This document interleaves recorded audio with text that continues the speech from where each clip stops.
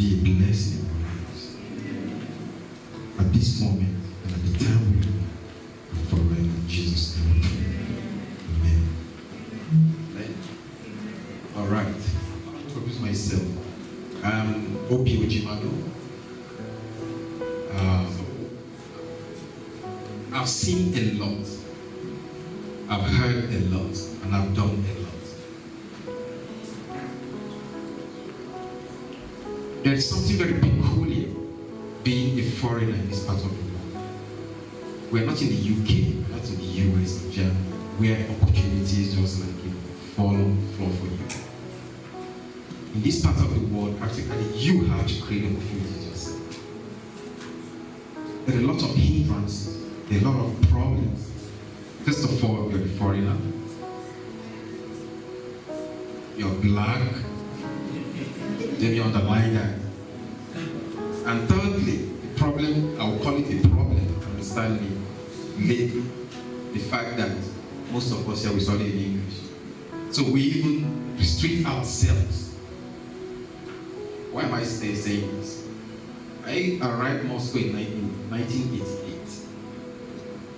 We were taught in Russian language, so we had to mingle with the Russians to understand the language. And when you understand the language of the people, it will be easier for you to understand the culture, understand their mentality, understand the system. So that way you see that opportunities will be there for you. How many of you have Ukrainian friends? They call friends you sit down, discuss with? 1, 2, 3. And you'll be here for 2 years, 4 years, 5 years, 6 years, and more. So don't you think you're being restricted somehow? I know where I'm starting from this topic. I know where I'm going to. And it doesn't mean that everything is that bad. Everything depends on what do you do from now. When you first understand the problem that you have, then it will be easier for you to solve, to find solutions. Because these problems are barriers all around. And these barriers make it difficult for you to achieve a lot of things that you could have achieved here in this part of the world. So, me being from the old school, like I said, I've been able to gather experience. I've passed through a lot. Failures, disappointments, pushed to the wall by the system and a lot of things. But when you have the big man upstairs behind you, and when you know what you know and we persevere, and anything you do, you make sure your hands are clean, you will always make it. Amen? Amen. I'm not saying that I made it in life, but I'm happy that I've moved forward very well. It's not easy to have a family in this part of the world. Ask Pastor Biola, he will tell you. Okay? So, my dear gentlemen and ladies, greetings from my family as well to you. My wife wanted to be with me here today, but the kids are on holidays and one of me couldn't make it here. Okay, how many people graduated this year? Just 1, 2. Please, a round of applause for them. Please. It's not easy. Come a long way. You've achieved something. You've achieved something that the battle or the next phase of the battle has just begun. So whenever I see graduating students, I hug them, congratulate them, and I tell them, what am I saying? Welcome. Welcome to the world. Because when you graduate, you've passed a particular stage of life. You don't depend on your parents anymore. Not because they don't have money, they cannot take care of you. But your father, your mom will not look at you as that small Inde or Chioma or Chidima or Ijoma. No.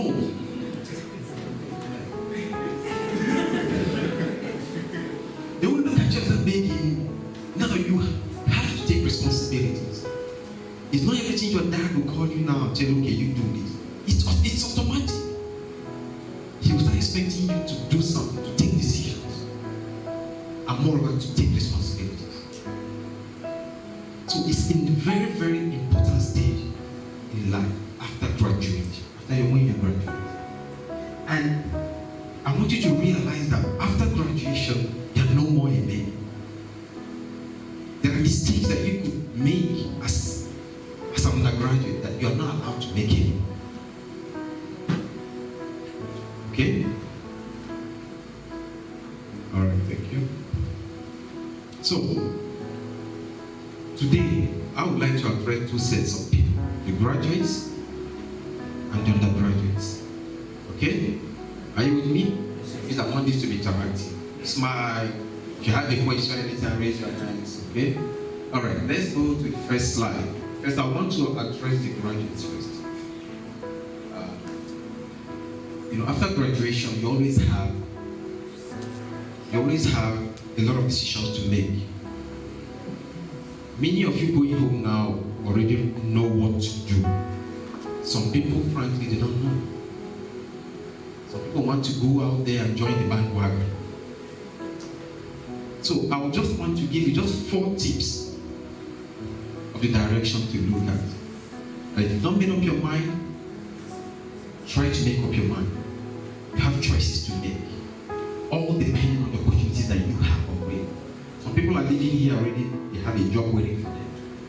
Some people are living here now, it's like they're going out there to start hustling. Maybe they don't have money to continue studies here, right? It's fact. So, there are 4 routes to take after graduation. Now, number 1, do what? Get a graduate job. Get what? Number 2, become self-employed, if possible. Number 3, pursue postgraduate study. Number 4, take a gap year or a period. It might not be a year. They take a break. When we get to each point, I will break it down what I mean by it. Number 4, taking a gap year. All right, getting a graduate job. That one is very clear to everyone. A medical doctor, you get home, take the exams, you get placement, do your internship and all those processes that you need to take before you can carry on. No problem, that's fine. For medical students, it's even somehow, the route is clearer, I would say. But for all those engineers, economists, and everything, you see that you find yourself going to create a way for yourself. You have to make way for yourself. You have to maybe find your own stand in society. So, getting a job. How do you go about it first? Now, I have a point on the head called get noticed. Get noticed. Don't just sit down at one place thinking I'm going to get a job or the job is going to fall on me on my bed. It doesn't work that way. Go applications. Send out your CVs to different places. Okay? In different countries, they have networking events, where they have career, development or career fairs, like they call it. You go there, you meet professionals, you meet companies who are ready to kind of, employ people to know what they have, what's in your head. Maybe you, after the interactions, you can walk up to the people and now you sit down, understand what the company does, and they can evaluate you. Then if you want, then you can send your resume to them. It depends on where you're going to, the country you're from, and the kind of opportunities you have there. Use social media. Yes, I underline this very well. I don't mean going there to chat on Facebook and waste all your time on that, pictures and all that. No. You have pages, you have platforms like LinkedIn. How many people are LinkedIn? It has become an international platform now where career opportunities are available. And you know how it works also. It picks up your friend and then it gives you opportunities. You know how many people have searched, have seen their resume and things like that. And try as much as possible to adjust and to change your resumes, to add whatever thing that you have new. Make sure your resume there in LinkedIn is always kind of updated, I would say. If you're struggling to find a job, it happens. Those of you from Nigeria, from Africa in general, it's not easy. You walk and your shoes will change, bearing and stuff. It happens. The center of gravity will change to the left or the right. It happens. But know that Your main job is to find a good job. When you don't have a job, your main job is to find a good job. So make sure you do not relax. Go ahead. Opportunities are there. Next thing, even if you don't have a job yet, don't sit at one place. Why do I say get yourself noticed? You can as well go for volunteer jobs, even if it is church-based. That can bring you out as a professional. If you're a medical doctor, for example, people do have medical outreach and things like that. Go and do it. It might not pay you, but you're getting experience at the same time, and you are getting yourself noticed at the same time. Keep busy. Keep busy. People go for internships. What do I mean by that? Not just only medical students. People can just go join a company. People might have their uncles working somewhere, or he owns a company. You can join him. Learn one thing or the other from them. It's not like salary based. First of all, it gives you the skill. And number two, it gets you what? Noticed at the same time. You don't sit at one place after graduating. Like I said, medical students, yours is kind of, the route is kind of straight. But for others, don't sit down at the place. Especially if you are from a country like Nigeria. You don't, because if you do that, there are thousands and millions of graduates there who don't have a job. They don't have a job for years. So make sure, I'll still get to that. There are things that you can get from here, experiences and skills you can get from here that can help you when you get down there to make you different from the rest of the people. Next slide, please. There I wrote practice your interview techniques. Job interview it's an art, I call it. When you're going for a job interview, let me just underline this. Make sure you are well prepared for it. Number one, make sure you study the company first. Note this down. Make sure you know what that company does. So that you don't go in there and ask them and say, what do you people do? They know you're not ready. Yes, study that company. What do they do? Make out time. Even go through maybe their website. Know what the services or products that they give. And even, you can even note down things you think you can bring into the company. Personally, when I'm taking a job interview, I always ask the person, what do you think? Why do you think I should take it? What new can you bring into the company? I believe 90% of people don't have anything to say. They'll tell you, I'm smart, I talk very well, and no, I say, okay, now what can you give this company? And that tells me how prepared the person is coming to the interview. So learn what that company is doing, so that when you're talking, you talk not on the same level, you talk as somebody who's knowledgeable about where you are, about what you want, and the company that you've interviewed does. It impresses a CEO or any job person taking the job interview. You know that this person is prepared and he has already learned something about this company. Secondly,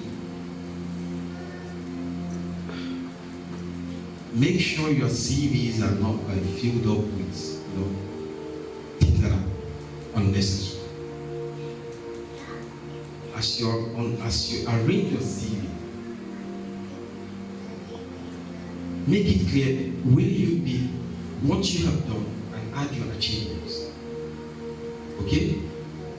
When you're going for a job interview, make sure you're never late. Make sure you're never late. For me, lateness is out of it. If you're late to the interview, how are you going to become a late to work? For me, it's an advantage. I put a minus for that person. The person needs to impress me so much before I take it. Then I can understand why maybe one reason or the other that the person made the person to come late. So practice your look. We don't have much time. I would have really loved to delve into this particular having to do with job opportunities. But the thing is, when you're going for job opportunities, please be eloquent. Don't talk too much. Don't try to impress them by telling them what you've done, your whole achievements and everything. Be straight to the point. Not necessarily being brief, but answer the question and just very valuable. Only valuable information that is necessary. And that's it. Okay? Along the line, I think I'll be dropping you one thing or the other concerning the job interview. Okay, next slide now. Put your entrepreneurial skills to the test. If you don't get a job, or you don't want to get a job, I think that you can be an entrepreneur and put there to a test.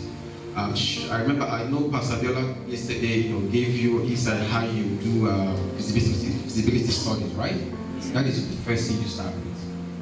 Visibility studies. You don't just jump into business because somebody is doing it. Oh, that guy is selling rice and yare and this one is selling. So that's the name. Then you jump in.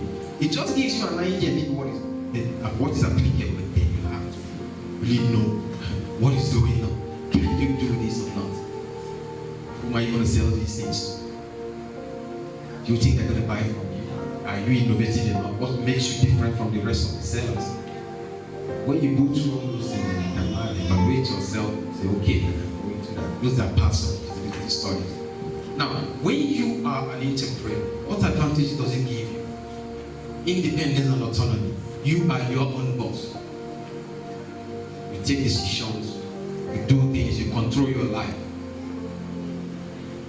The freedom is there. It's flexibility, you can change. It's not like you're working under somebody or you're working in a company and then everything is restricted, you're in a box. You just have to do what they ask you to do. But when you're your own entrepreneur, you're your own boss. See, you can change it. You can adjust things. I'm talking about family and interest and something. Again, the job itself or the work is, or the kind of business you're doing, you can adjust. You can add this, you can remove this, you can move it from this street to the other street. You can stop selling Gary and start selling apple or something else. Possible. Okay? I want to use very simple words so that people, I don't want this to be something like, space technology for anybody. Let it be something that anybody can really understand. That's why I want to use simple terms, things that we all can relate to. Okay? Now, opportunities. It gives you opportunities. When you have gone into being an entrepreneur, you fail, you increase, you carry, you see that it gives you more opportunities. You meet more people. You know that you have to get more brands, more products, new things to do. I meet new people. If you are selling cheaper items, tomorrow you might see yourself selling more expensive items that might give you bigger profits. So opportunities open up when you are your own person. And you can grab the things that increase your opportunities. Recognition. That's right. If you make it tomorrow, you say, I did it. Billionaires in the world, most of them today already say that, yes, I am a self-made millionaire, for example. So money is not the main thing. They say it. It's not because they're talking about money, they're talking about the effort that they have put in the whole business. They made themselves. They built themselves. Recognition. So when they look at them, they'll go, oh yeah, it's not like his daddy gave him $1 million to start business. He made it himself. A self-made entrepreneur. It gives you recognition over whoever got a will from his grandfather and all of a sudden he became a millionaire. Next slide, please. But being an entrepreneur, please, it's not meant for everybody. It's not everybody that can do business. Let's just face it. So, weigh yourself, feasibility studies, not just concerning business, but concerning yourself too. Can I do this? If you cannot, maybe you better get a partner. Maybe you have the capital, you get a partner with who is more like a business-minded person. So make sure you don't go into things that you find yourself losing money every time. Or all of a sudden you backed up and then you're owing people, maybe banks, or you're owing some other individuals. Okay? Now, pursue postgraduate study. Yeah. Out of the graduates, anybody staying back? Nobody. Okay. Well, people do stay back. It's like the medical doctors. They finish, they stay back, they want to specialize. It is normal. But if you have chosen the line that you want, let's say medicine, why not? If you have that option, you have the money to pay to give cleaners, why not? Stay back. That gives you now your specialization. So I don't think I need to explain much about everybody. You understand this. It is an option that you have. Okay? But the thing is that you have to make sure, like I would say, you are doing it for the right reasons. Not doing it because I think maybe it might be nice. No. You already have your plans. You want to be a gynecologist, a pediatrician. You already know where you're heading to. That is what you want. Not because, let me just tell you, do something. I don't know. Maybe one day something will happen. Do all these things for you. right reasons. Next slide. Take a gap year or a particular period of time. Now, people can graduate and they take out time, especially medical students. I know quite a lot of them. They stay back, they continue studying. They study in the sense of planning to take the PLAB, which are the exams that you have there? Exactly. So that you can move to other countries. So you see that you're not jumping into being an entrepreneur, or you're not jumping into being doing postgraduate studies. You're taking a kind of a gap period. Let me use the word period. It could be 6 months till you get yourself ready. It is very, very important. Make sure you have all these plans made before you graduate, so that before you start graduating, especially in Ukraine, you already put your documents in somewhere for them to get you a new post-visa and things like that. And then you move on. You stay there. People even do the MBA, for example. That's another option. Yeah, they do other courses, they do public health. That's another option. Do it so that not only being a medical doctor, you see, you have a second qualification that you might need at a particular time. I have a very close friend, he's a medical doctor. He finished here 2 years ago, and he did public health. And this is where he's working now. It's all part of the medical field. So, an advice again, I'll add it there. Move also to another direction that's closer to your main qualification, so that you can widen your opportunity. You might not get a job as a medical doctor, but in the public health system, you can get a job. Which is because of the way the world is today. The people who work in the public health system, they go there first now before the doctors go. That's an opportunity. Please remember that. So, taking this year gap, like I said, it's time to prepare for the next level. Study for qualification exams, like we mentioned already. Learn new skills, add value to yourself. Learn new skills. You might be at the same time preparing for the exams. You learn other things. There are many other things to do. You know, even in the IT system, in the IT world. Why not? The world is being ruled by IT. It doesn't matter with your qualification. So never waste time. If you are taking this gap year now, preparing for the exam, learn new skills. And I advise you to go into the IT system. That is what rules the world nowadays. Never waste time. For me, that time management or using time, I'll put it's a different topic altogether that I can speak for a whole day about. Learn new skills. If you don't know how to cook, learn. You want to learn how to play the guitar, learn. Who knows? Learn something. Learn a new skill. Learn a new language. Learn Russian language, please. Okay? All right. Take on a new job to gain experience prior to moving to the next level. Yeah, you could be an engineer, for example. But you know that my main thing is to maybe I might still do my postgraduate maybe after a year. I don't have money. Why not? You can work temporarily. People do that, right? They make some money now. They now use that money to sponsor themselves. That's an option. Next one. Well, my general advice is this. Don't forget the basics. Timekeeping. African time doesn't work again. Presenting yourself. You're talking your goal. You're talking, you know what you're talking about. Whether it's doing a job interview, meeting with anybody, seeing anybody, presentation matters. Don't wear a shoe if necessary. Don't wear the one that the gravity might have done. Present yourself. Get to know. Especially when somebody walks in, it's good to look at it. If he's neatly dressed, not necessarily expensive, neatly dressed, good enough. You should wear, presented, you should wear this person is coming from. Okay? Make sure you do that. You know, be deadlines if you have things to do. Remain professional. Don't jump into the bandwagon we have in Africa. You join everybody, you come in late. You join everybody, just talking, just there. No, please. People remain professional. Europe has taught us a lot. Let us take those things we learned in Europe to go back there. Remain yourself, and now you can change the system yourself. Person knows that this guy said 9 o'clock is 9 o'clock. You not waste time. You come there on time. If you tell them 9 and you come at 10 o'clock, be productive and use your time. Excellent. So, people who graduated, yours is a little easy. But before graduation, you've already, I believe, you already did some time, some plans already. How to move on, what you need to do. And these are just some tips and ideas. Find the things that you need to do. And then you get a job, go for postgraduate studies, learn new things, and just move on. Because any mistake you make at this point in time in your life now might be very, very, very, very crucial. It might make you miss your opportunities.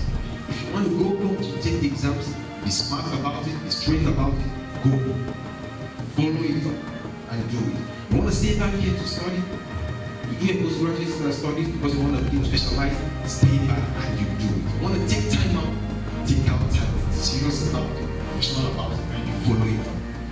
Anything you choose to do is follow it up seriously and you need questions. If you have questions, ask.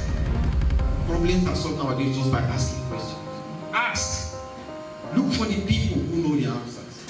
Go online, there are people there who can advise you. There are lots of sites, there are lots of professionals who are ready to answer your questions. Don't enclose yourself in there waiting for, I don't know, somebody who come and tell you that thing to you. You have to step out to get your answers. Okay? So, to my dear graduating students, graduates, I say congratulations. I mean, the Lord bless you as you move to the next stage. Amen. Amen. Thank you so much for that part.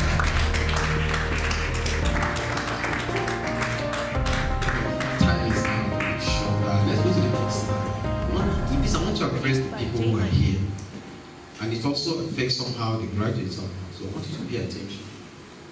Business ideas for students who are here. Who likes that? I see everybody's okay. That's good. Now, this one is very serious.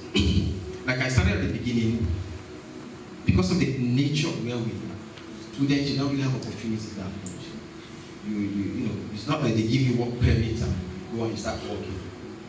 Things are restricted here. And the fact again that many people don't speak Russian or Ukrainian, it also limits your opportunity. That was why I started from that at the beginning. You see that opportunities are limited. You cannot really expand yourself as you would love to. The opportunities are limited. But again, the advantage we have again is that we have lots of foreign students around. So there's a big community like this in Harvard, in Kiev, maybe Lviv, Chernobyl, and some other towns, Odessa, Dnipro, and stuff. So it gives you an opportunity at the same time. So if you don't know the language, well, sorry, but your environment again can give you opportunity. Next slide. Okay, beginning tips. Like I said earlier, don't do anything just because everyone else does it. Don't jump into it. Analyze, first of all, what you are good at. Ask yourself, what skill do I have? I'm a lady, do I know how to make hair? Can I cook well? A guy, or if anybody, can you use computer very well? Can you be a web designer? These are things you do. Sitting in your room. Analyze your environment. Look around and see, we are all students around here. Who is here? What do they like? Do they cook at all? Do they wash their clothes? Do they need and provide services? I know young men and women like in Harvard who have really made good business ventures just by doing laundry. They have it there. They tell you they do laundry. You don't need your clothes. One guy takes it, they charges 50 greeners for one, and he goes and submits them for 30 greeners. Is that not an idea? Okay. When you analyze it, anything that you believe is a problem around here, that means you are the person to find that solution. And you can monetize that solution. It's very simple. That is how entrepreneurs make money. When there's a problem, there's a solution. Put in there. And that solution can be monetized. Get social. What I mean getting social? Reach out, be jovial, talk to people. That way you can know what is going on, you know. I don't mean going to parties or clubs. No. That's not the social life. But move out, interact with people. That way you can know what is going on. You can know people's needs. People will not come into your room to tell you their needs. You have to go out and learn new skills, improve your knowledge, learn language, IT. That's why the internet, you know, it's a source of knowledge, endless almost. You learn things that will add value to your life. Okay? My favorite one, get IT skills. These are just some tips to help you now, you know, get your brain, you know, moving. Okay, next slide. So that when it will help you, you know, take decisions or to move the direction that you want. Ideas. Freelancing. All these things I noted down, these are things I know that students are doing in Ukraine. So I'm not like making up new things. That's why I said I will tell you what is very practical. Freelancing. People do web designing. People write blogs for others, articles for blogs and websites. Students, they do that. In Harvard, I know quite a lot of them. Some of these sites you see in Nigeria, in Nigeria Web and all that. I know many students here in this country who write for them. So if you've evaluated yourself, you know you can write. People have that talent. Such opportunities. They do paper. Photo video services. Yes, people do that. It's not a secret. Students give such services.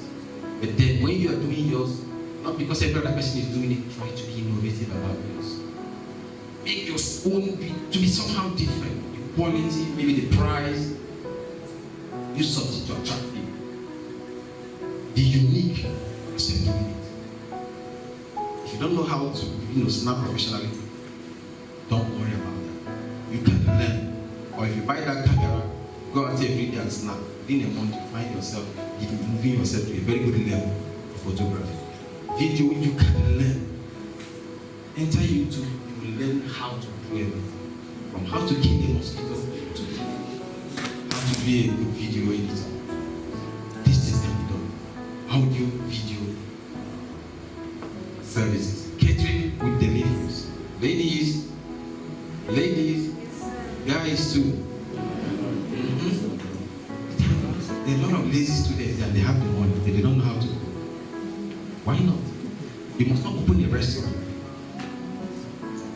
If you're in a Facebook group, take it there. Put it there. I can provide jollof rice, the pussy, other rice, with this and that. Why not? Even if it doesn't expand to the point that you are making, I don't know what it is. You see that it might be giving you someone, and at the same time, it is bringing you up. You are learning new things. You are thinking. Tomorrow, you know somebody's in Africa. They please bring me 1 kilogram of egusi. Bring me this, bring me that. It happens. Don't sit at home. This works. This works. A lot of people are doing it. A lot of students are lazy. They don't want to cook. They don't know how to cook. They want you to do that. You cook for them. You deliver. They pay for your taxi. And you make it. It's very simple. Please, this is very important. Don't be shy about it. Put it there. If you're on Facebook, put it there. Catering services. Order your food. This. If you can do that, please do that. Next one, laundry services. I mentioned it. It happens. The guy I was telling you about, even here, bought a special washing machine that he was even washing himself. He felt that giving those people that 30 dinner was too much. He started doing it himself. The one that might look a bit complex, you know, takes him there, makes him what he wants. You don't need to buy equipment to do it. Study your environment first. People do it. Write these services down. Ultimate services. Catering, laundry, photography. Why not? If you're smart enough, you can measure all these things. It depends on what you think you can do. Your skills. What is it that you think you can do?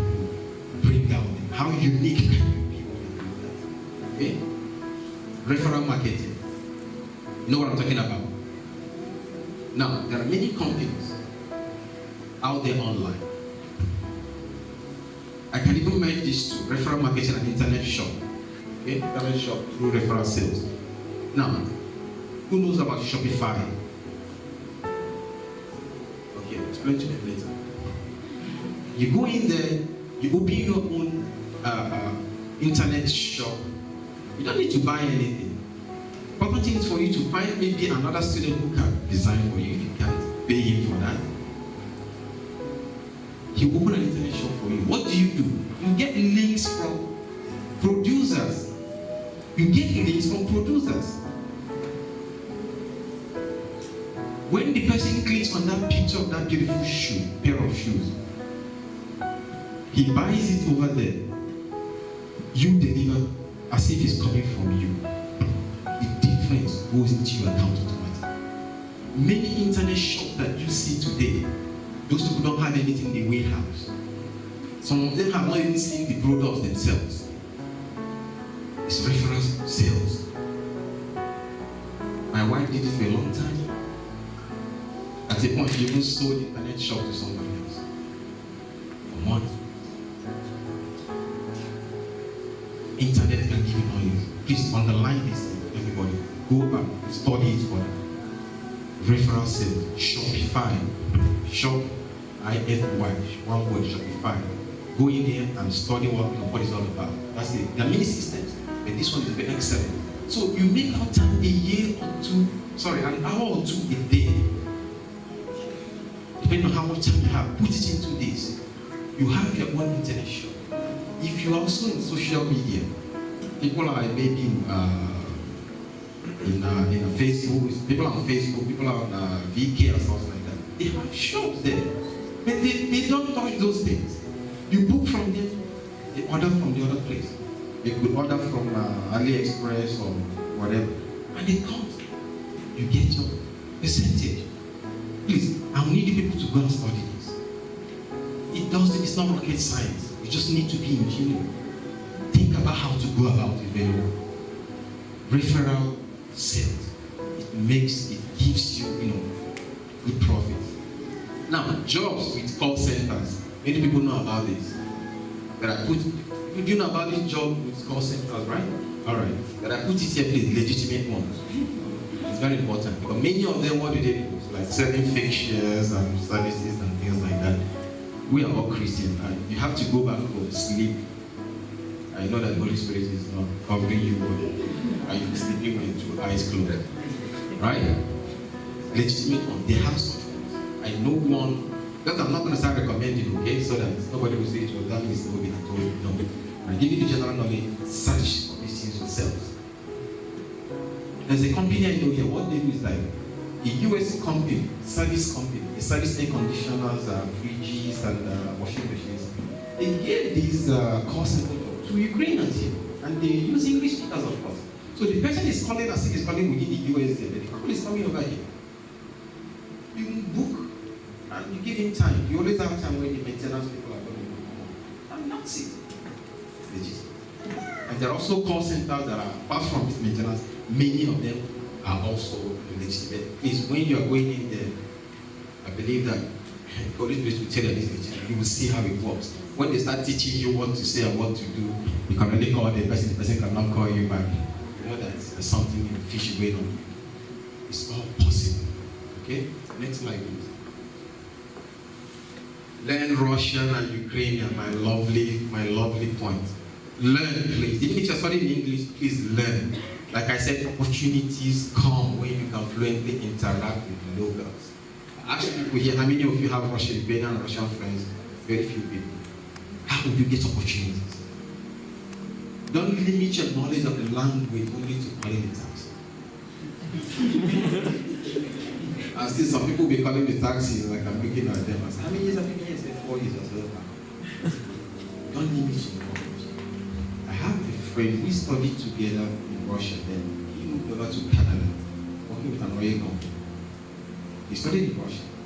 This oil company got contract and drilling contract back in Russia, somewhere in Siberia, and they were about to open their representative in the country. This guy was like, I studied in Russia. I didn't know the language. He was made deputy head. Why? Because he studied Russian. He studied in Russia. So, if you're boasting now, studied in Ukraine, somebody tell you, hey, is that what we can believe? You see what I'm saying? These are extra opportunities. Okay, if they didn't study in your Russian language or Ukrainian, then at least learn the language. You can't tell somebody that I lived in this country for 5 or 6 years and you don't speak the language. For me, it's shameful. I'm challenging you people. Learn the language. The opportunities might come for you somewhere, somehow. Okay? And another thing, somebody who was a year my senior from Benin Republic, he is now the ambassador of the Republic to Russia. You know, countries where these professionals, you know, are the right places. Make positive use of the social media. I mentioned that already. It's not going there to chat or bring out pictures or all those things. No. Positive use. Put up your adverts there. Chat to people who can give you knowledge. If you want, please find me on Facebook. Always put it. Chat with you, I can give you advice. Okay? Make use of them. Seriously. Myself, my wife, please. I always do that. We're always open. If you have the capital, you can open a private enterprise. How many of you people know that as a student that you can open up a business officially? How many of you know that? Very few. Okay. You can open up a business. Even with your post that is temporary.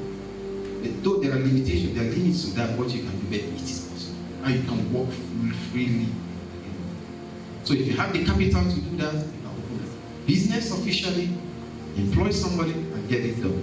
But that one is a different, it's a long story of its own. If anybody ever thinks you have that place, opportunity, contact me, I can give you advice what to do. Contact Pastor Viola, he's a specialist in that, he can advise you too.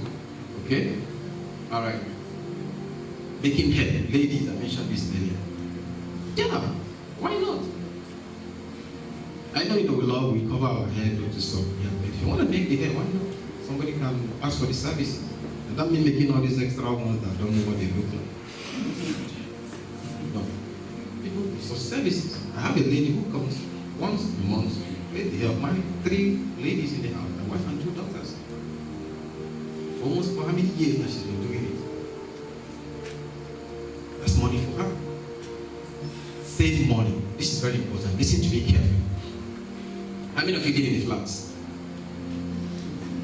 Don't be shy. Okay, this is interactive. I can close my eyes.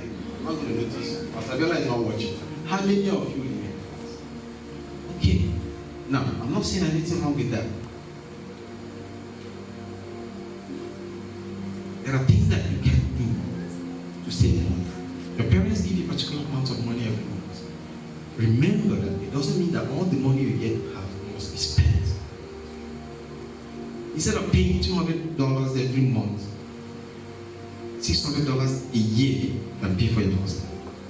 Or you can upgrade to one that's better. This is a temporary place. Save that $100 a month. Save that $200 a month. I know a guy who finished in the Viv a year ago. He went with $14,000 that he saved from money his parents were sending to him. They wanted him to live in the house. Not that he lied to them. He said, okay. They wanted him to live in the flat. He said, okay. But I'll manage the house. Okay, they were sending the necessary money needed, and this guy was saving a particular amount of money monthly. We discussed it. I told him, go ahead. I told him how to save the money so that he will not spend it. This guy studied for 5 years. I repeat, from all of this, he saved $14,000 US. He had it in his pocket as he was heading home. So imagine the kind of leverage is going to give this person when he gets home. With that money, you can start with something small of yourself. Why not? Save money. Live in the hostel instead of living in the flats. Use public transport instead of unnecessary taxi. Right. You know, people want to go from A to B, which is like 1 kilometer in a holiday car. I know people who do that. When you use public transport, believe me, don't feel into the metros in Kiev or it's exercise. Yeah. That's what it is. It is good for your body. And you're saving that money. When you pay 50 green here almost every day, multiply it. You go to school with taxi, you come back with taxi. You think it's small money. But when you calculate the amount of money you could save every day, maybe 20 days of the week you go to school, you save maybe 40 greeners. Multiply it by 20. All these 800 greeners. If it's not like that money just lying down there, then you can use it for something more valuable. Save it. I tell you one thing. From my house to my workplace, it's about 10 minutes drive. Some days, sometimes I don't have back day because sitting in the car driving so long, office you're sitting and things like that. Sometimes I don't get it. And every time I have the time to do sports and things like that. Some days I wake up, I know I'm not going to do a lot of rounds within the town. I park the car, carry my laptop, I jump into the bus. I'm saying this here. Thank God it's like straight journey. I enter there, walk like 10 minutes to the bus station, which is close to the metro. I enter the bus. I get to my workplace. I just step out. It's like 2 minutes walk to my office. Coming back the same day. Why wouldn't I do that? My boss is home. A day, if I use my car, do the rounds, I can fuel can take not less than 100 greeners. I can save it. When you have family. Sabiola is not here. You know how that money would have, what that money would have done. So I'm using myself as an example. I'm not here trying to boast now that I have a private jet. No. I have a car and I use the metro when I feel I need to use it. I use the bus because I feel I have to use it. First for health reasons. Two, I need to save. If it's not necessary, why not I jump into the car? Maybe somebody have seen me in the metro, they think I'll hide my face. No. I'll call the student, hey, hi, how are you? What am I going to be afraid or shy about? That is me. I'm practical. I'm real. Right? So guys, be real. Let's not live fake lives or life that people expect you to live. Live your own life. The life is yours to live. The future is yours to create it. Okay? Do I have any other thing there? Alright. So, most importantly, we are Christians. With all the advice that I've given you, all the opportunity you feel that you might have, please, one thing you should always underline, and I put it here at the last, please, never do anything that goes against your conscience and your belief. Never do that. If you know that you're going to that call center that cheat people of their money, then that's wrong. Do things that you know that you come back, like I said, you close your 2 eyes and sleep.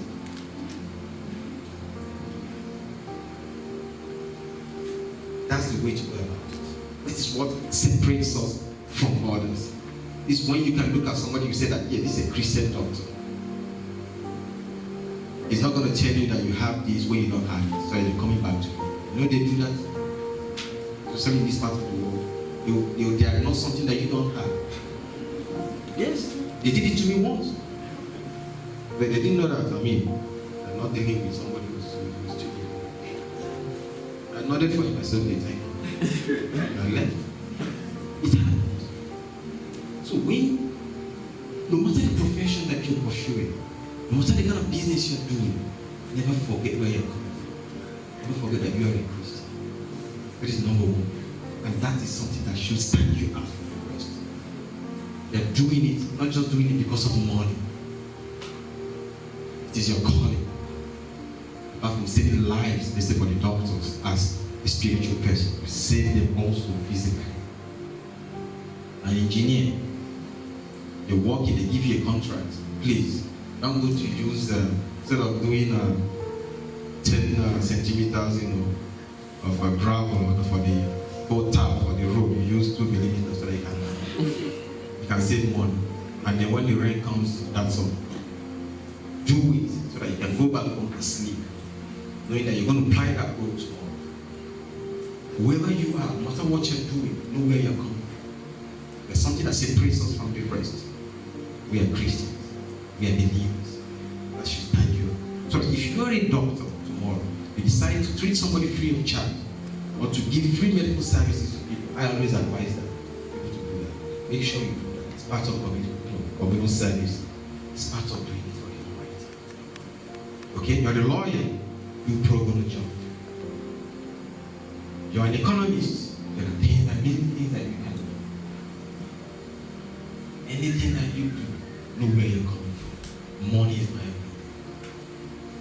Money is good. It helps you to solve your issue, pay your bills, put food on the table, plan for the future. But it's not the main thing. There are people I know who have money, boxes, in their lives are miserable. So don't think that, don't chase money and see that is the only thing that's going to help you in life. Okay? Small advice to everybody. So please, don't do anything that will go against your conscience. Okay? So thank you so much, everybody. God bless you.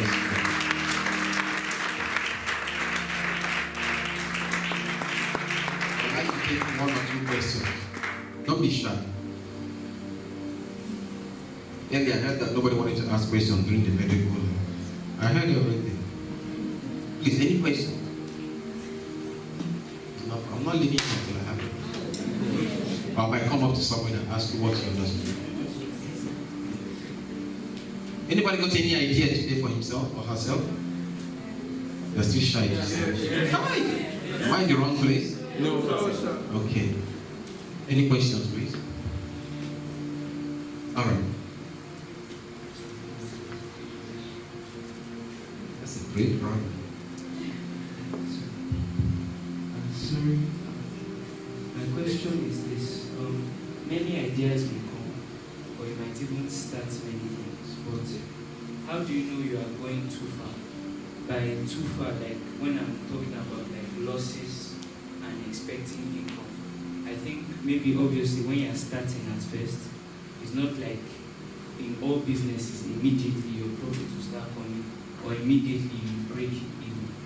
But when do you know that you draw the line that I'm actually losing too much and I can't continue with this, even though it's very possible in the future it might yield back, but it's going too deep.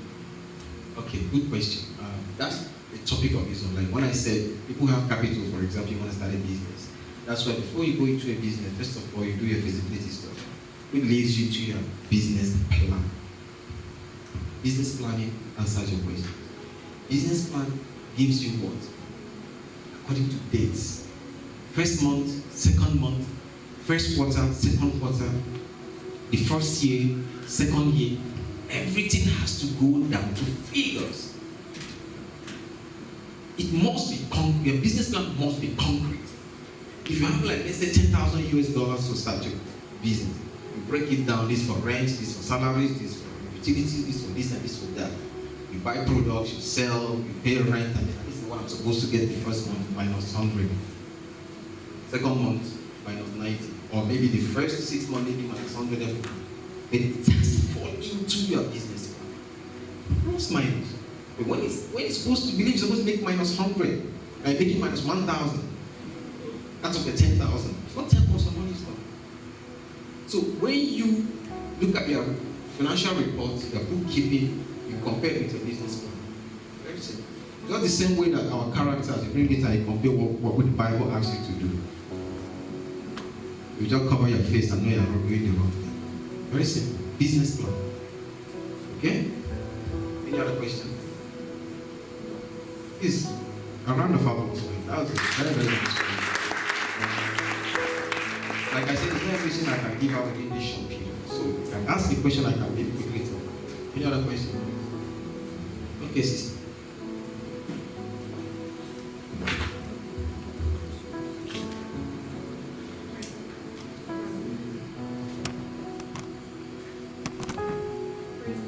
Hallelujah.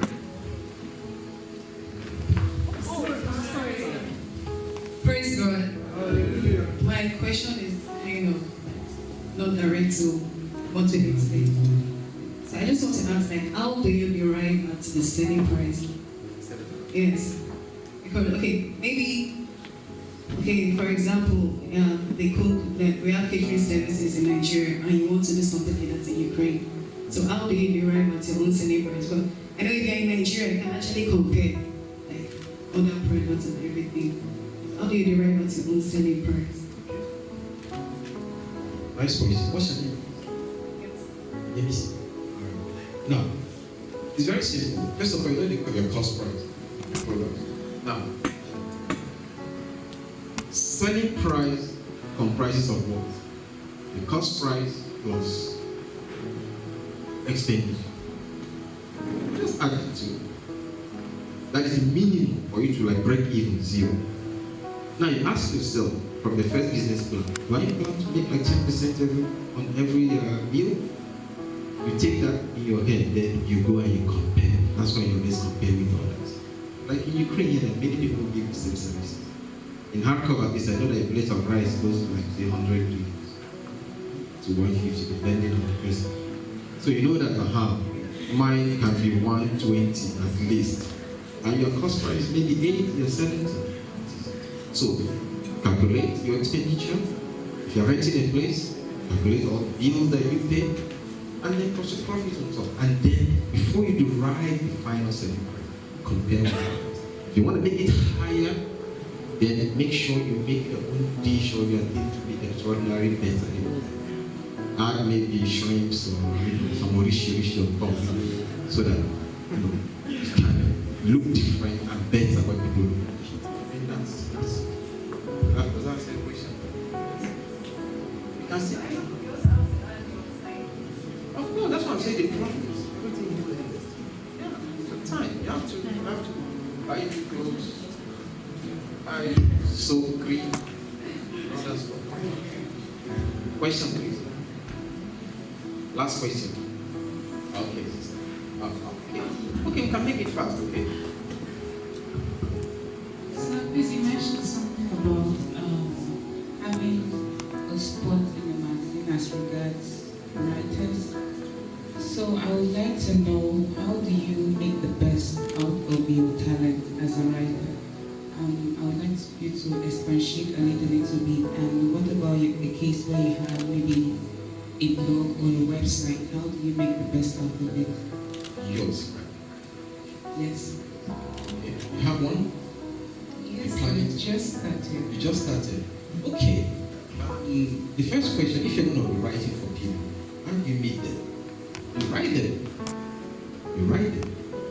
If it's like, if you're targeting an international, maybe news media or blog, maybe, where are you from? Nigeria. There are a lot of Nigerian blogs out there. Second, I'm in Ukraine, and I can bring you news as well from Ukraine. That's number one. Or I'm very, conversant with what's going on in Nigeria. So you make a proposal for them. You say, okay, but they need all these things. Something has happened in Abiyokuta. You tell me to write about it. You go quickly, you investigate. You're confident with what is going on. You search news. If you have people there, you make 1 or 2 calls. Then you sit down and you write. If you are good at that. So first step is to contact them and finalize maybe your personal relationship with them, how much they're going to be paying you and things like that. And then you pick the kind of news. If it's like entertainment news, for example, it's like sports news, that's what you want. If it's like having to do with health, health, please, has to do with men's affairs, women's affairs, children. I need to talk about it. Make a proposal for them. And you can give them an example of what you've written or a link to your own blog, for example, so they will know how professional you are. And in most cases, you see that they will be willing. But it helps them, again, to expand their own product, expand their insights with your own knowledge. So what about in the case of not relating to sort of current affairs, just kind of lifestyle and general things like that? That's why I said the healthcare, for the children, it could be anything. Anything. Offer it yourself. I'm a specialist in this, in the lifestyle and this and that. This is a link to my own blog for you to know who I am and my level. And then go to your link and say, oh wow, it's a professional. So you can present your topic for today yourself. What you know that you are good at. That's why I always say, first of all, search yourself and know what you are good at. And now push it forward. Now, your second question was about your own blog, right? How to make it active. Well, you have to go social, like get social. You need to draw people into your blog. You need to put people in there. That means, first of all, you have to also send link. If you're on Facebook, send links. If you're on WhatsApp, please send links. I mean, every morning I get from Pastor Abiola. Every morning it's like a clock. It comes in. I know it's this time. The link is in. Why not? That way you reach a lot of people. If you need to make paid adverts anywhere on Facebook, that costs you $10, for example. That costs you just $10. You make a post for 2 weeks. Paid ad. Put in your blog there. Choose, you know how to do it right. Choose the countries you want your target, and it goes. So people will not just come to you. That's what the good thing about blogging. Blogging draws traffic. But to draw that traffic, you have to be seen. And to be seen, you have to place yourself in strategic positions. Social media, everywhere possible. Put the blog, tag all your friends. You have 5,000 friends in the maximum on Facebook. Tag all of them. Those ones you know that are very active, that are jovial, and people maybe go to the site to get knowledge or to get something. Tag them first. People will see you. So that way you see yourself and people start drawing you, get the traffic. And next time you see people start placing adverts on your blog, you start monetizing your blog. That's for it to be popular. You have one link that you KG there, writing necessary and unnecessary things. Because she writes things that people believe that interesting for people, and she has adverts everywhere. She's the most popular Nigerian blogger and the richest. So, be active. Okay? Yes, sister, what happened?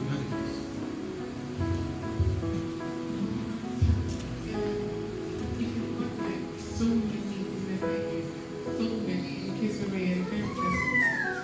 Like you're into so many things, you're interested in so many things, and you're at so many things. What factors do you put into place to prioritize? Like, you don't want to just have like business here, business like doing anything. What factors, what should you consider to choose? Okay, first of all, don't do different things at the same time. You have divided attention, and at the end of the day, you might be jack of all trades and you don't catch one. That's right. So, in all these things, right, first of all, like I always say, evaluate yourself. Look at these things. Draw some kind of business plans. Look for the one that will give you better profit and better satisfaction. You rate them. As you rate them, you see which one is easier for you. Which one will take less of your time. Which one gives you more profit financially. So these are things you have to weigh. What is it? Which one are you going to be in control of 100%, not depending on Mr. A or Mrs. B? Which one is it that they can wake you up any time of the night and you get up and you get it yourself? Look, write down all these ideas. Write down all the points, the pluses and the minuses. Tick them. At the end of the day, mark your result. That way you see that you put them in the scale where you can have them. Prioritize them. So you now take one after the other. If you choose one, you start it maybe, and you start moving. Maybe you might not get people to help you push it, automate it somehow. And then you can go to the second one. Don't chase all of them at the same time. I don't advise you to do that. You can go for two at the same time. It all depends how they are, how flexible they are. You can cope with them. You enjoy what you're doing, how profitable they are. So there are a lot of factors that you have to bring together. And then, like I said, the plus minus. At the end of the day, they look at how many pluses, how many minuses. You know which one. Okay? Sister, can you raise your hand? I don't know if it's a relevant question. Okay. Every question is relevant. Okay, sorry. How do you make someone interested in your business when they don't have money for it? For example, everybody's going into food, something, and it has become like a very big dream. And then there are some, I think most of the time, with what's going on in Nigeria now, there's not much money, as we know. So then how do you make people, interested in your stuff? It's out there, it's not the only one, and then now there's no money. How do you do that? Especially, I'm so sorry. Especially with people saying, I can do this by myself, so why do I have to buy it from you? That's why when you do feasibility study, going into things that people can do for themselves, Who might not really give you money, might not really give you anything.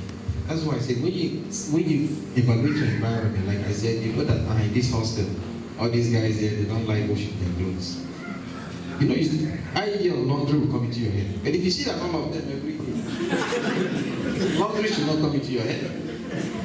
But if you are in a system where everybody, like you said in Nigeria, people have the same things they're doing and things like that, tell yourselves, okay, yours has to be different.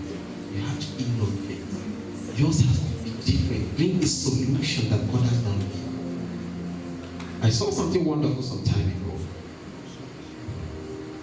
A pack, like this pure water pack, half of it, no more than 2/3 was like filled with garri, top here, groundnuts, and then we had sugar. Food on the go. If I'm in Nigeria, I'll try that, frankly. I will innovate on that, I'm telling you. That picture stuck to me, and I saved it. It's somewhere in my archive. Once in a while, I open it. That is it. Food on the go. So the person don't need hot water. You can open a tap and that's all. Find anything. And why not? You can as well renovate yours. Put it in a cup already. The garri is here. Put too long, like they do in Indomie. Sugar and granules there. The person just gets buy pure water, pour into the cup like that. Stir it, and that is food on the go. So you have to be innovative, you have to be different, give solutions, What is that thing that, that doesn't give people, comfort? And that's it. You work on that and you see that they're different. So to survive in such a terrain where everybody is practically used, you have to innovate. Innovation has to do with maybe your packaging, your adverts, your price. You can make it easier. Maybe you bring it to their doors, for example. Or people might just book online and within 30 minutes they have it online. You can use drone delivery. You understand what I'm saying? Be innovative about it. Okay? Okay, sister. Okay. I mean, I'm beginning to enjoy this one. So there was something I tried doing. Okay. And I had friends that were like supportive. Then I had friends that were not so supportive. But what really caused me was that I went to school that day and I was trying to tell my group mates about what I'm doing and everything. And the guy was like, that is expensive. I'll get it on AliExpress for like way less than that. I was like, do you know the type of material? Do you know everything that is involved in doing this? Because you're dealing with quality, you're also dealing with quantity. So if you are going for something that is of a good quality, of course it costs more. So I was trying to explain to you that, okay, this thing, you get it on AliExpress, and that is why most of you complain about what you get on those websites, because they are not what you think they are. So how do you deal with the negativity that comes with starting a business? Negativity comes with business every time. People will just do to bad belly, they will not like it. Let's even start from that. Somebody will just dislike it because, what's your name, sorry? Bumi. Somebody might dislike the idea because it's Bumi doing it. Not because that the product is bad. So negativity should rather spoil you. You should rather challenge you. Never let it bring you down. As long as you know you are going in the right direction. How do you convince such people? My brother, AliExpress takes like 3 weeks or 1 month to come. And it comes, you open it. What you saw that would fit on you, train, it's like big chocolate on you. You tell them, you come to me, custom made. You see the material, you choose. I give you time, 3 days or 4 days or 5 days. So that thing that AliExpress is lacking should be your strength. That's how you handle such things. Such people leave them. They will mumble and grumble and they keep quiet later. They will come to you later. Other people will come to you. So don't never feel sad about it. I mean, I was doing a business that was the only black man in a territory like this. I didn't care. I rather make it like an advantage for myself. The black guy here, the only guy doing this here. I can make fun for them, call them up, they say, come and check out my products.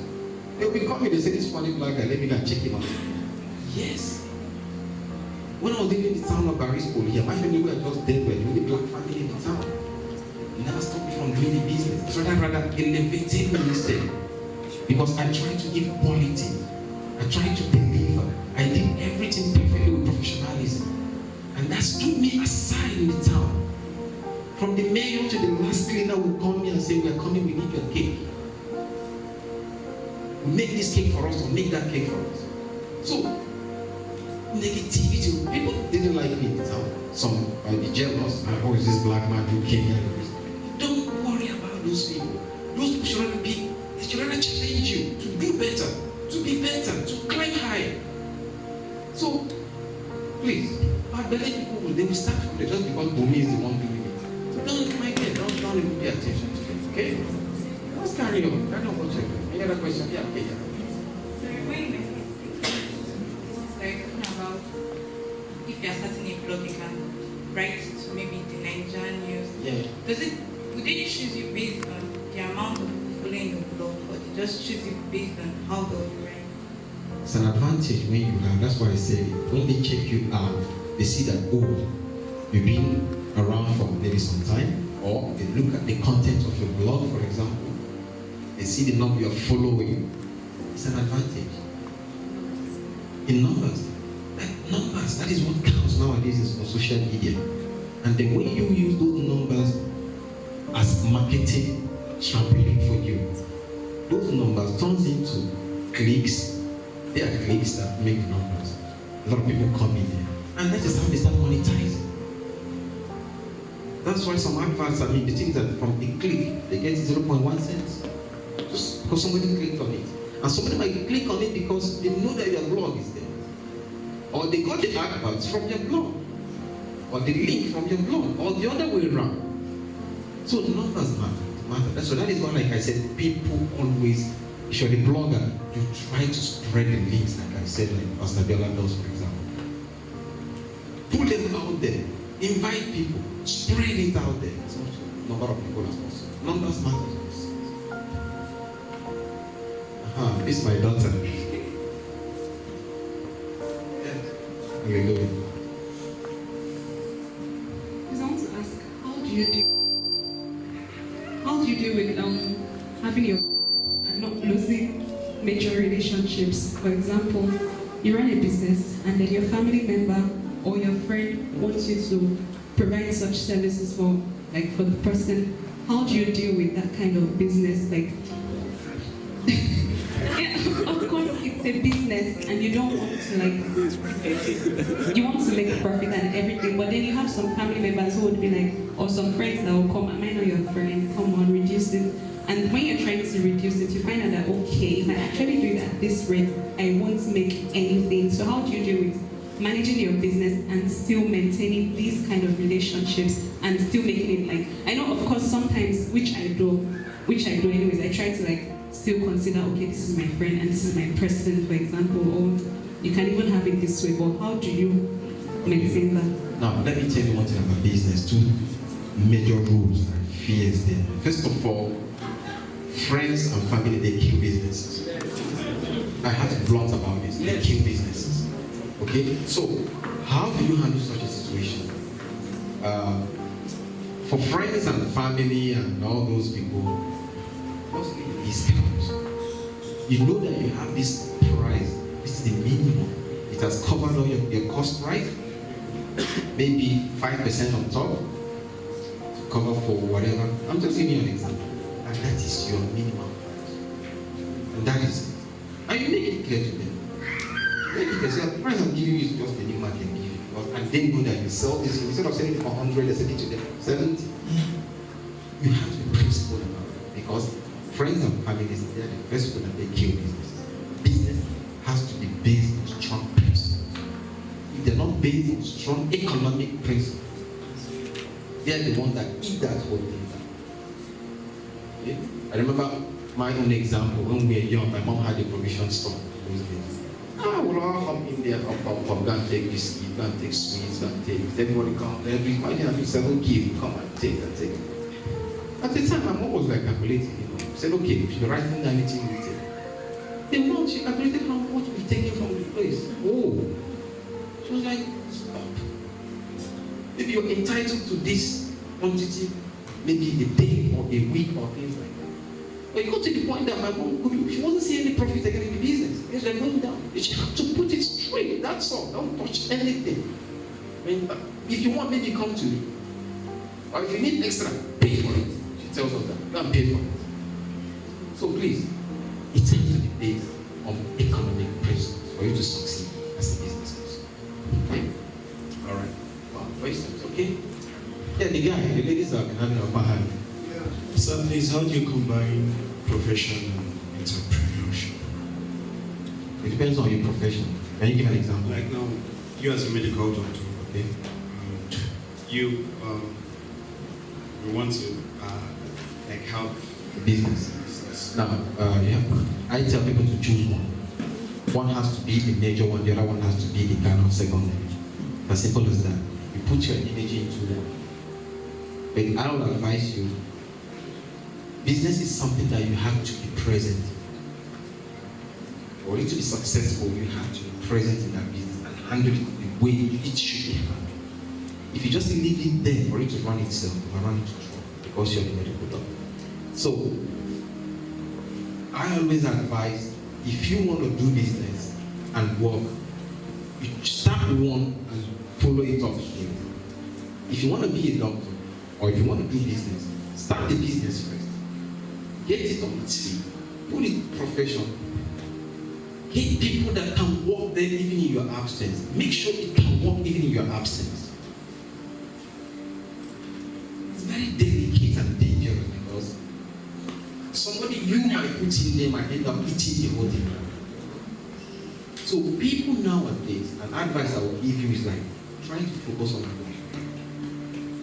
Focus on one.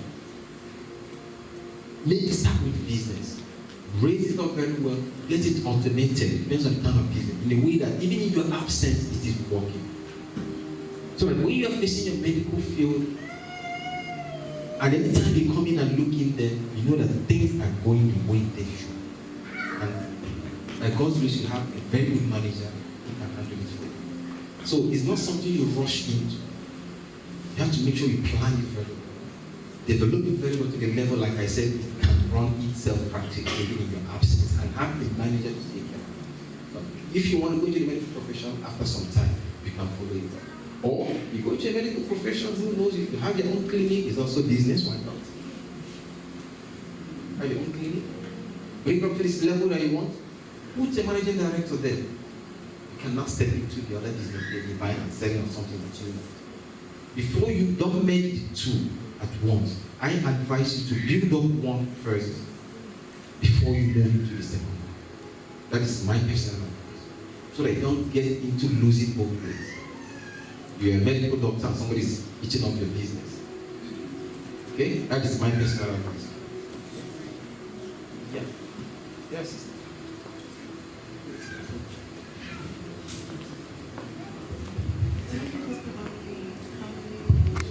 Yeah.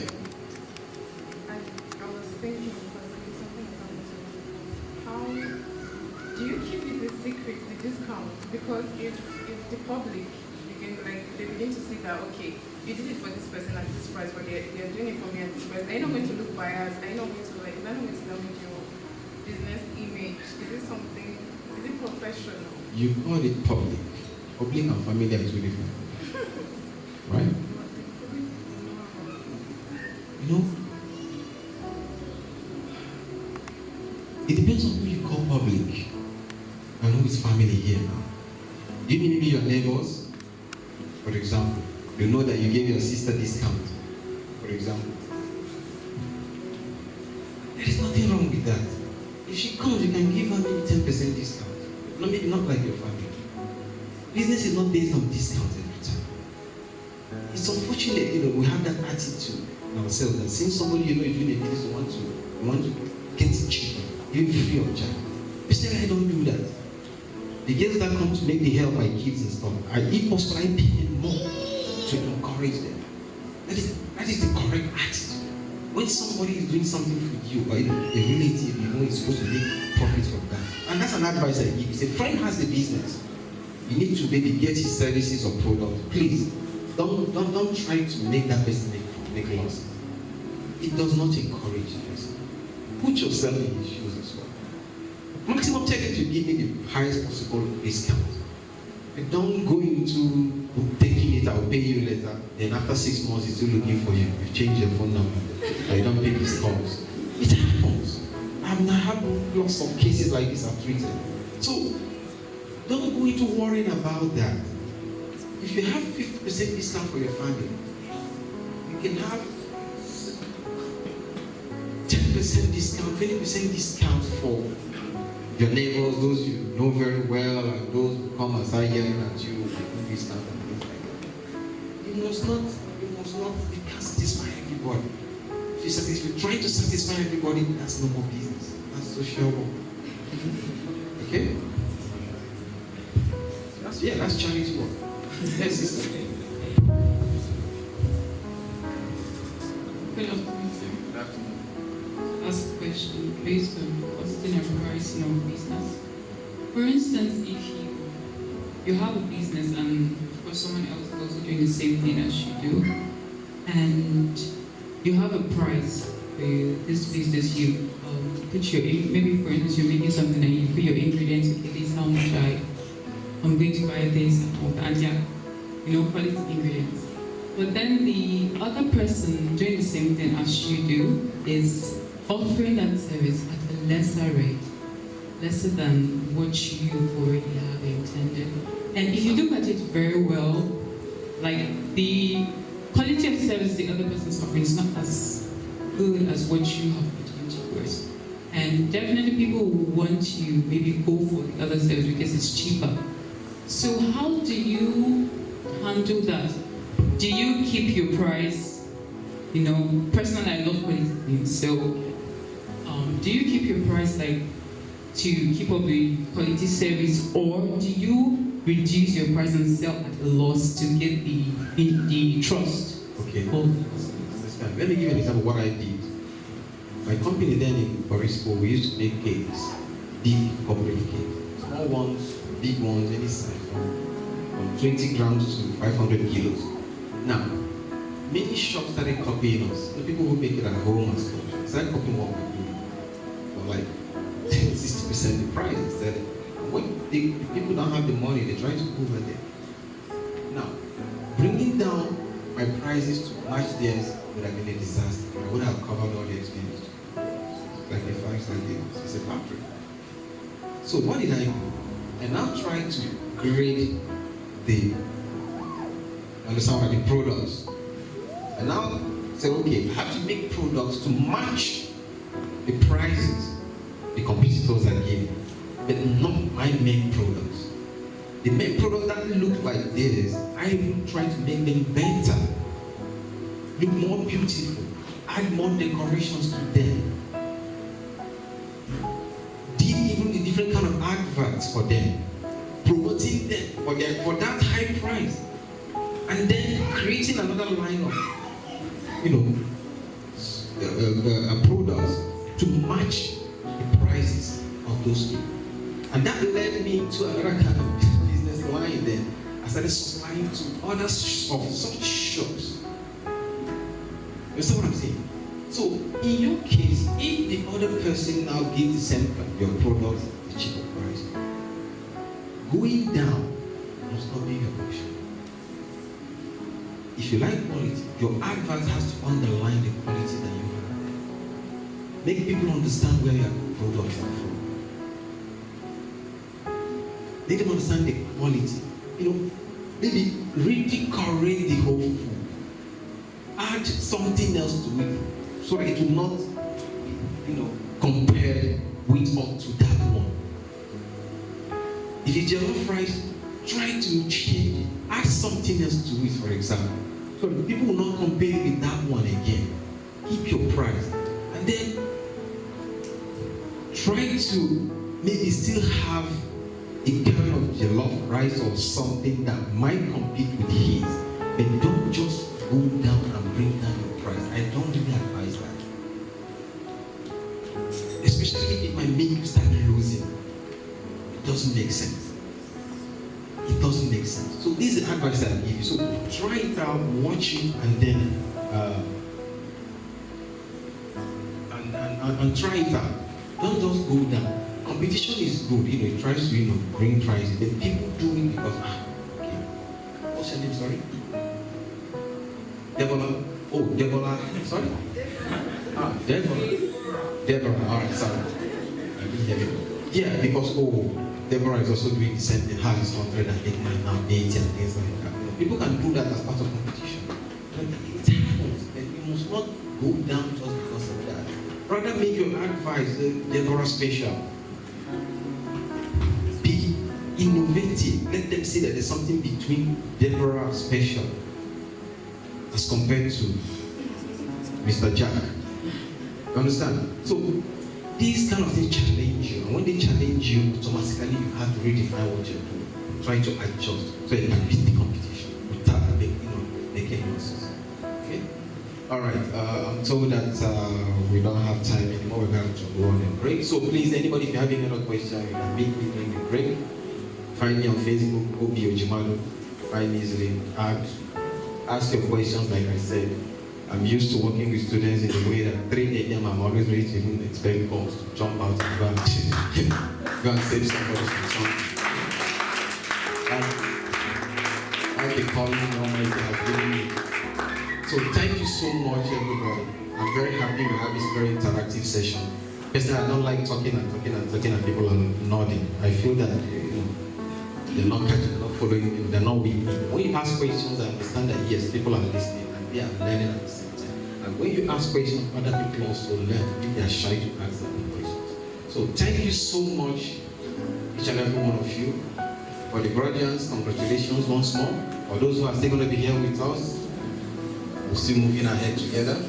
Thank you so much once again. Thank you for the invitation, and God bless you. Have a wonderful evening. Thank you so much.